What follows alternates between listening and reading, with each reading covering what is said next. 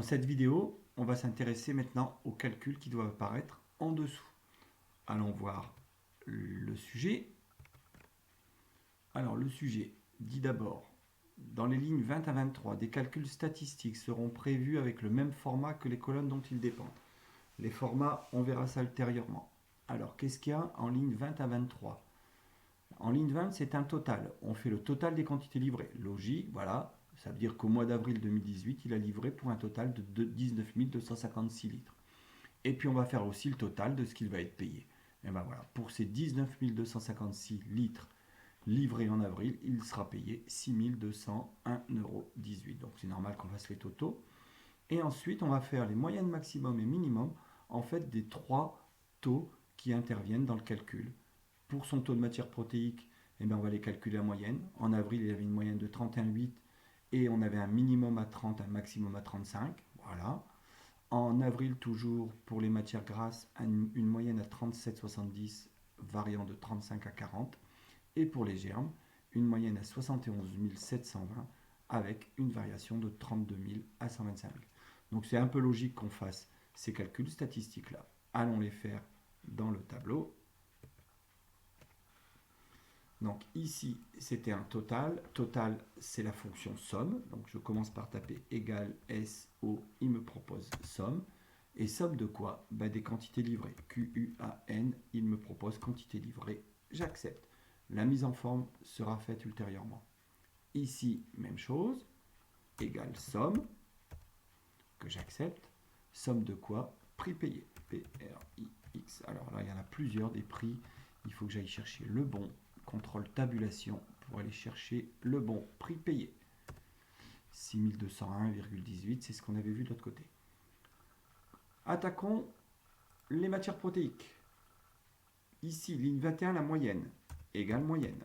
MOY, il me propose moyenne. Moyenne de quoi? Taux de matière protéique. Même chose des taux, il y en a plusieurs. Il va falloir aller chercher le bon taux de matière protéique.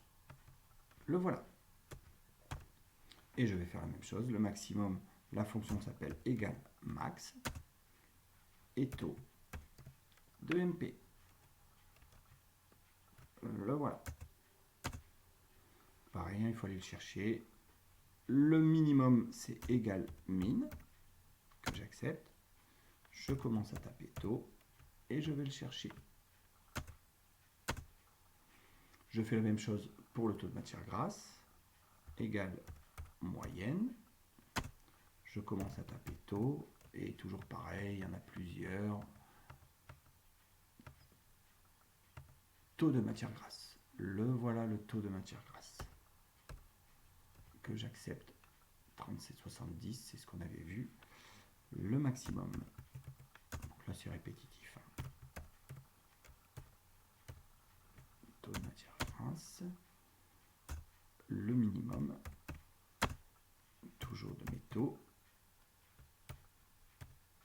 De matière grasse. Donc 30 à 35 ici, 35 à 40, moyenne à 31,8, moyenne à 37,7. Je vais quand même aller vérifier sur le corrigé. Donc 30 à 35, 31,8, 35 à 40, moyenne à 35. Ok, donc là, il n'y a plus qu'à aller faire les germes.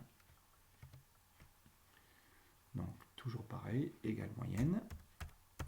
MOY, il me propose moyenne. Alors germe, ça va être plus facile parce que j'ai qu'à taper deux lettres et il me propose. Pour le maximum de lettres, ça suffit. Et pour le minimum de lettres, ça suffit. Donc de 32 000 à 125 000 avec une moyenne à 71 700. Il me reste le prix moyen P pour 1000 litres. Pardon. Retournons voir le corrigé. Alors, le corrigé, d'abord l'énoncé. En M25, le calcul est basé sur les totaux de la ligne 20. Alors, en M25, donc c'est bien celle-ci, totaux de la ligne 20. Ah, ben oui, pour calculer le prix moyen payé, je vais prendre le prix total qui a été payé, divisé par la quantité totale livrée. Alors attention, on ne fait pas une moyenne des prix payés pour 1000 litres, parce qu'à chaque fois, ce n'étaient pas les mêmes quantités livrées. Donc, même si une fois il y a eu par exemple un un prix plus important, par exemple 343,50 €, eh ben c'est sur 2000 litres, c'est pas sur la totalité. Et donc, il faut pondérer cela. Pour ça, pour avoir le prix moyen pour 1000 litres payé ce mois-là, on va tout simplement diviser le prix payé par la quantité. Attention, comme on le veut toujours par 1000, cette fois-ci, on remultipliera par 1000, sinon on va avoir un prix de 0,00, etc. Évidemment. Alors, j'y retourne. Donc, ici, je vais donc prendre celui-là.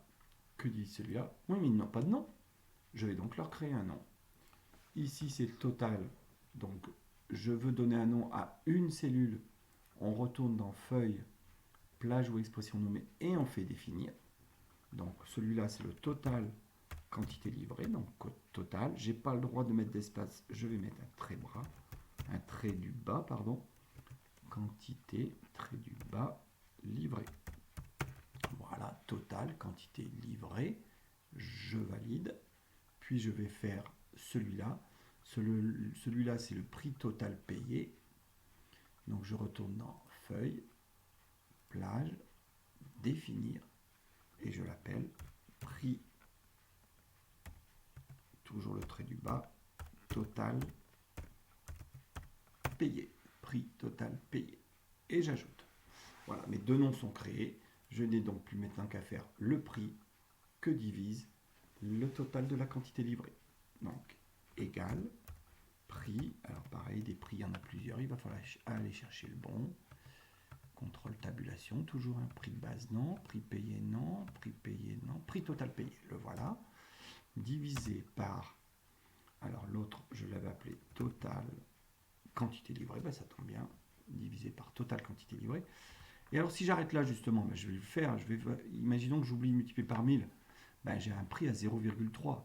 Alors c'est pas pour 1000 litres ça, c'est un prix au litre. Donc évidemment, il fallait que je le multiplie par 1000. Donc je peux très bien double-cliquer sur la cellule et venir rajouter tout au bout, multiplier par 1000.